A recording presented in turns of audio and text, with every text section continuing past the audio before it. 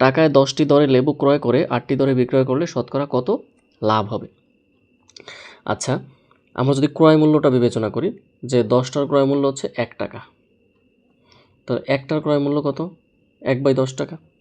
আবার সেমভাবে আমরা যদি 8টি বিক্রি করি 1 টাকা, তাহলে একটা বিক্রয় করব কত টাকা? 8/1 টাকা। তাহলে আমাদের লাভ হবে কত?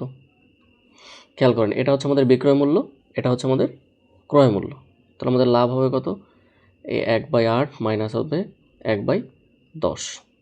এখন আমরা যদি লসাগু করি, আমাদের লসাগুতে আসে হচ্ছে 40, 5 8 40, 4 10 40, সুতরাং হচ্ছে 1/40 টাকা। এটা হচ্ছে আমাদের একটা লেবু বিক্রি করলে আমাদের 1/40 টাকা লাভ হয়। তো এখন খেয়াল করেন, আমাদের একটা লেবুর ক্রয় মূল্য কত? 1/10 টাকা। তো আমাদের লাভ বা ক্ষতি সবসময় ডিপেন্ড করে কার উপরে? ক্রয় মূল্যের উপরে।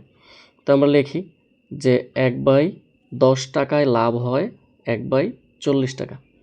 1 টাকায় লাভ হবে কত? তাহলে কী হবে? এটা ভাগ হবে, ভাগ হলে এখন উল্টে যাবে। তাহলে 1/40 গুণন হচ্ছে 10। এখন হচ্ছে আমাদের 100 টাকায় লাভ হবে কত? তাহলে আবার 100 দিয়ে গুণ। ওকে, 10 দ্বারা কাটি 4, 4 দ্বারা কাটি 100, 25। তাহলে আমাদের লাভ হচ্ছে 25%। এই 25% হবে কি আমাদের